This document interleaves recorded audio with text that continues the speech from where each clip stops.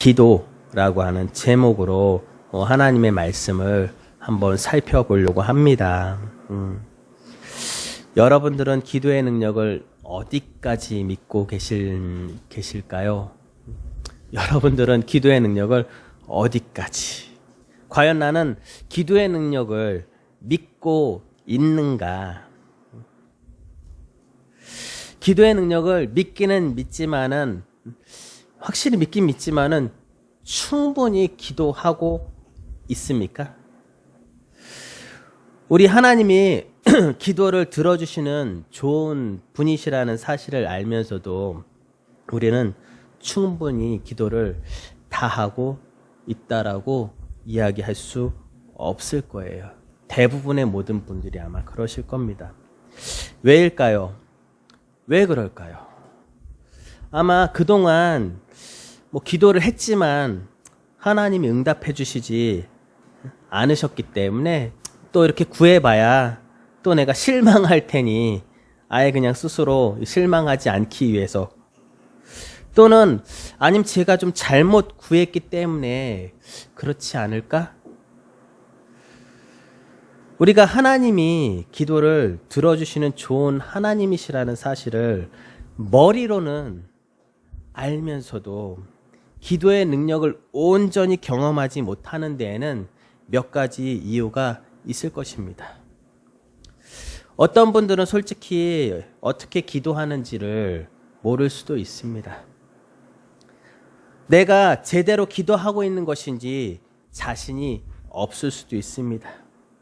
또는 어떤 분들은 기도하는 게 지루하다고 느낄 수도 있습니다.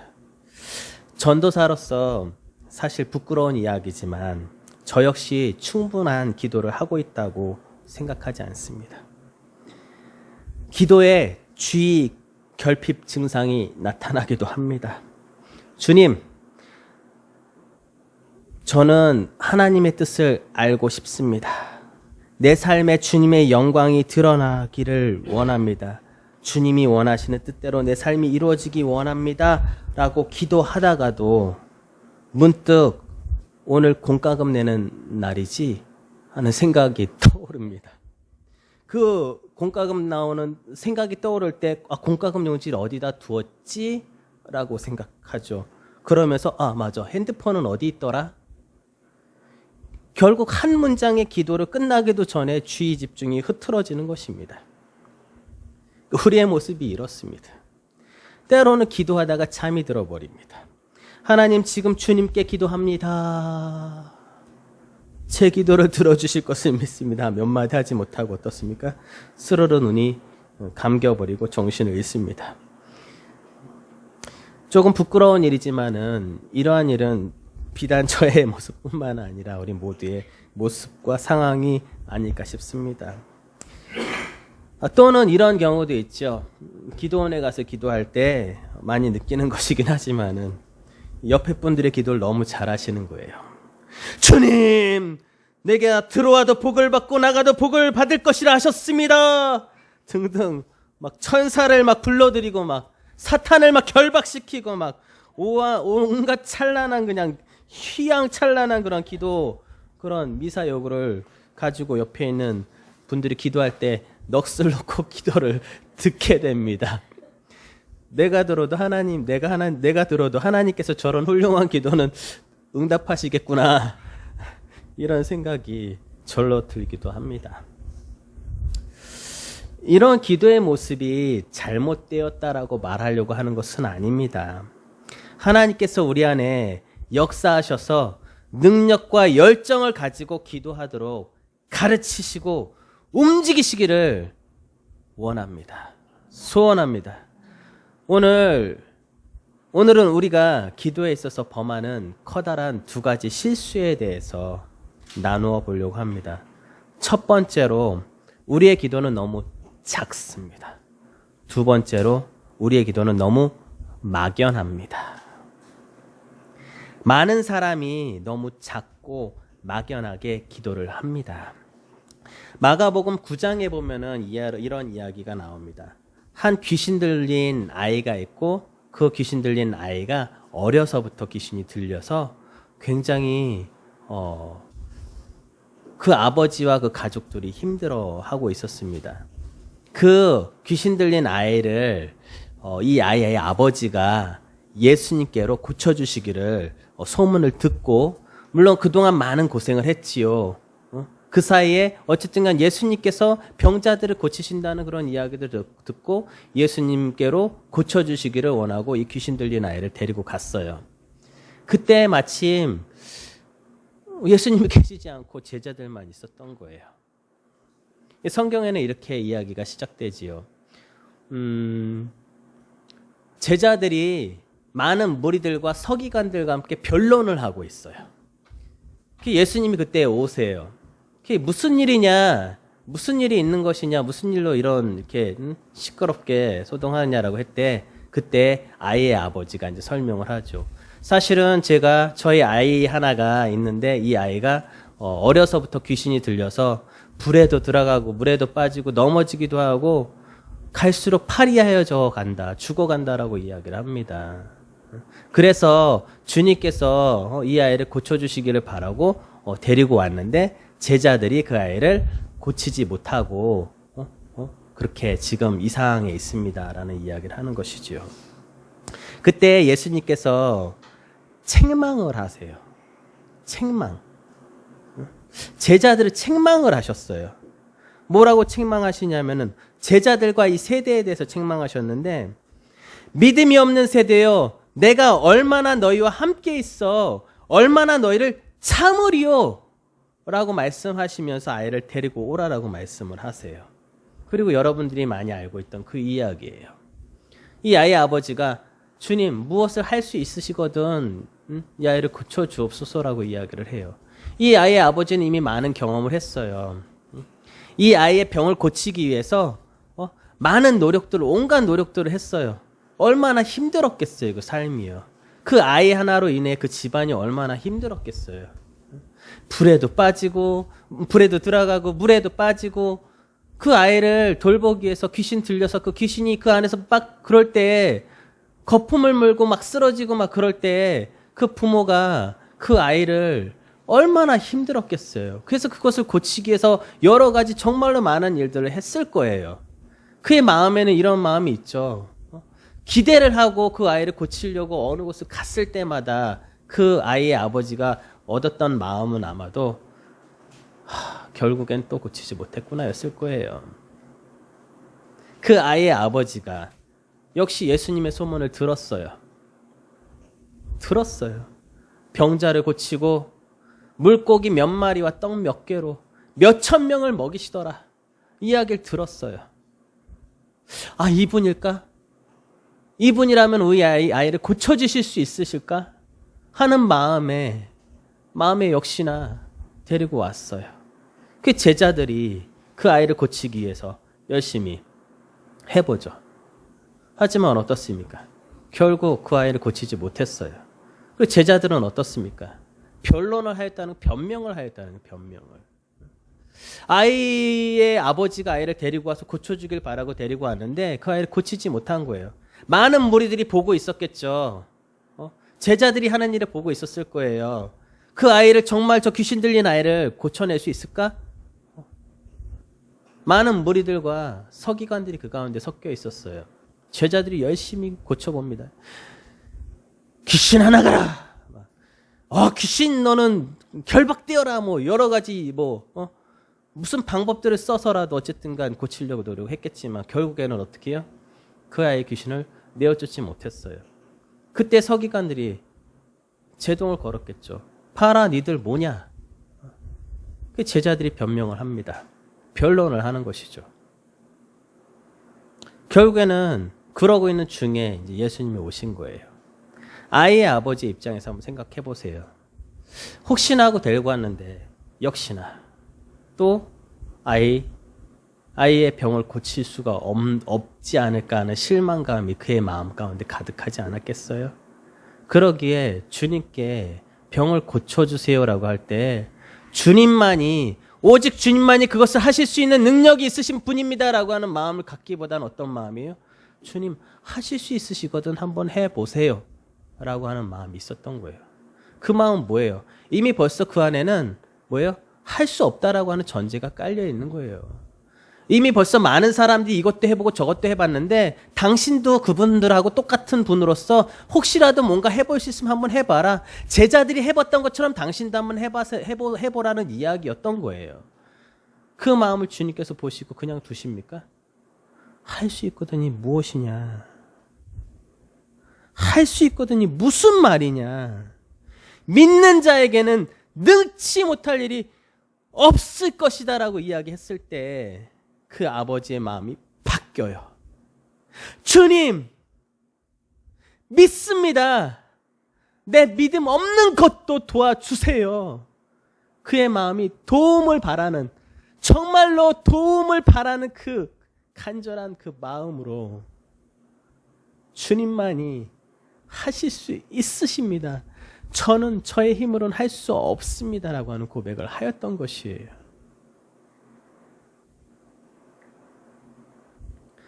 제 생각에는 주님께서 오늘날도 우리들의 기도를 보시고 믿음이 부족한 것을 보시고 책망하실 것 같습니다.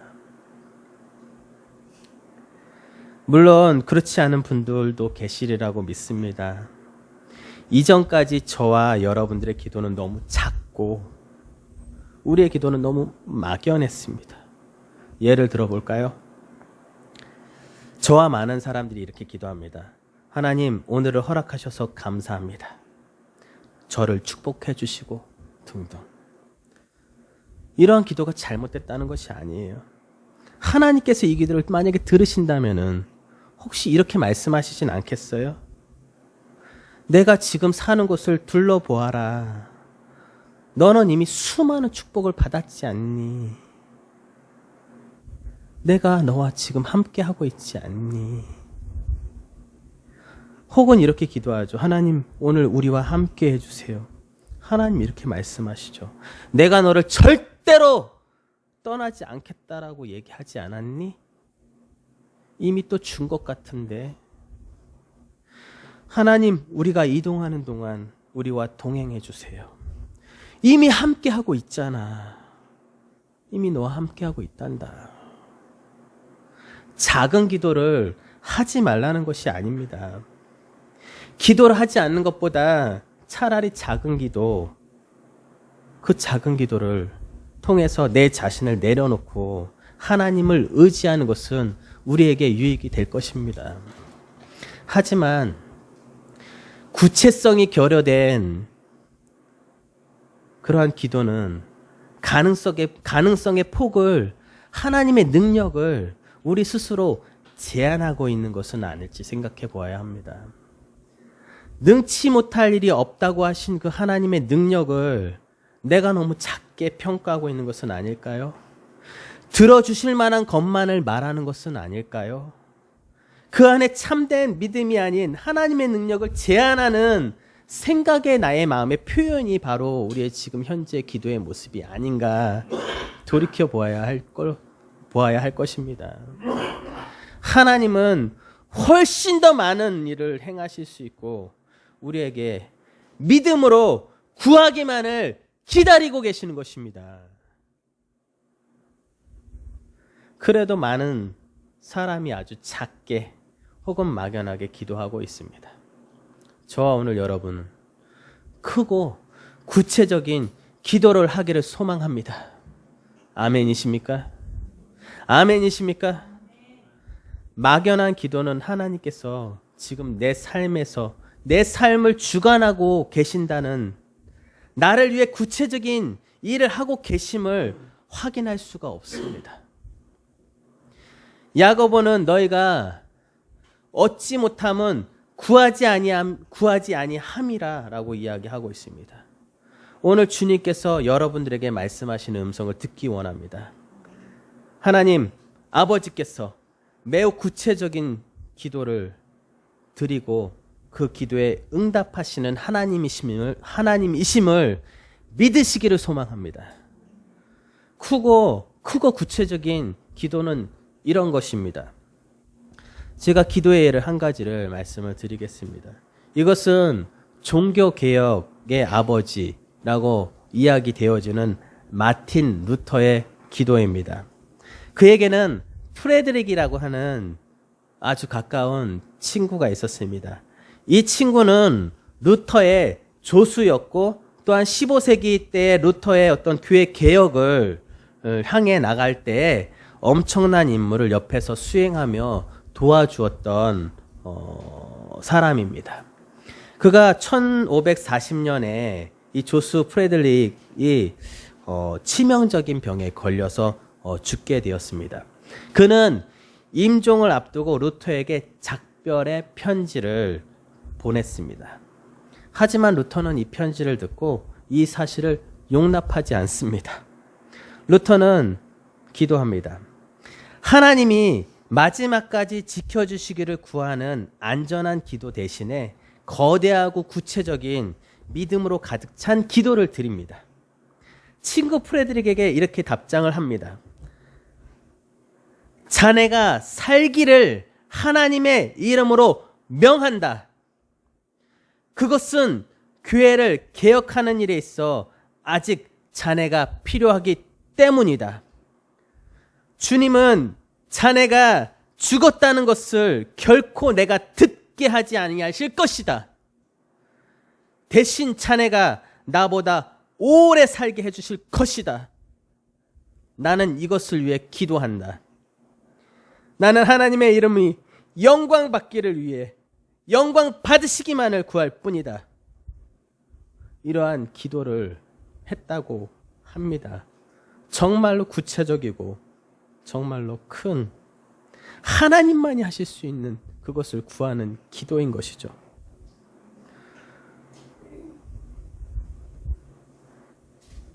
이 프레드릭은 이제는 말할 힘도 없고 사람들 보기에는 임종이 몇 시간 남지 않은 상태였었어요.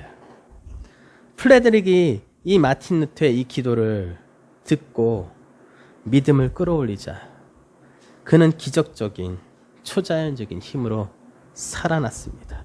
그리고 그는 그 후 6년을 더 살았습니다. 언제 죽었는지 아십니까? 마틴 루터가 죽고 2달 후에 죽었습니다.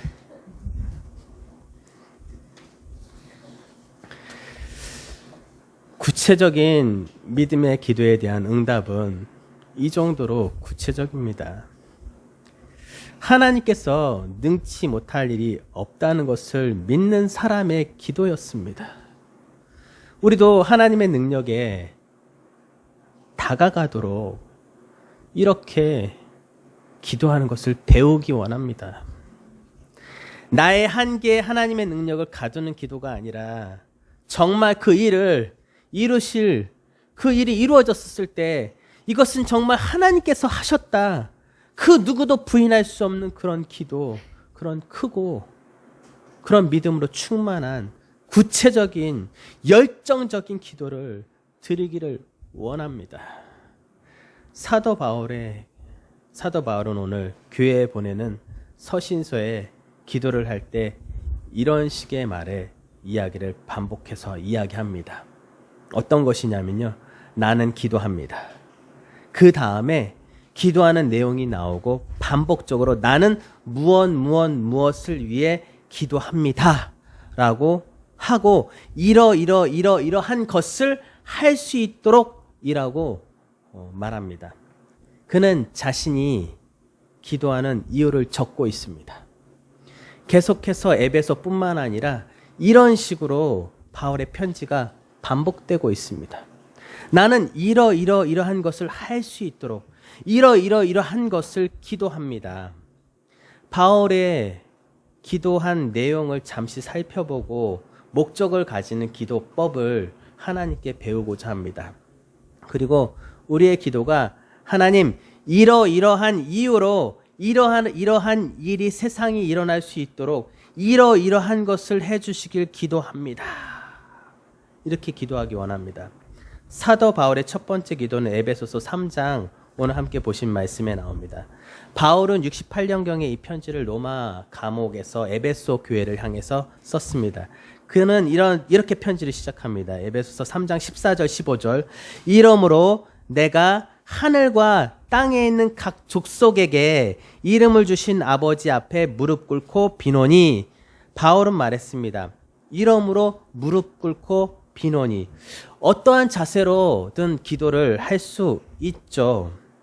기도를 한다는 것 자체는 굉장히 중요해요. 어떠한 자세이든지 평안히 기도할 수 있으면 그것은 기도가 맞습니다. 서서 기도할 수도 있고 앉아서 기도할 수도 있습니다. 누워서 기도할 수도 있고 걸어가면서도 운전하면서도 기도할 수 있습니다. 그리고 무릎 꿇고 기도할 수도 있습니다. 바울 시대에 유대인 남자들이 기도하는 방법은 딱 이거였어요. 서서 손바닥을 하늘로 이렇게 향하고 기도하는 것입니다. 이게 바울 시대 때 유대인들이 하는 가장 기본적인 그 기도의 모습이었어요. 하지만 오늘 사도 바울은 특별히 하나님 앞에 어떻게 해요?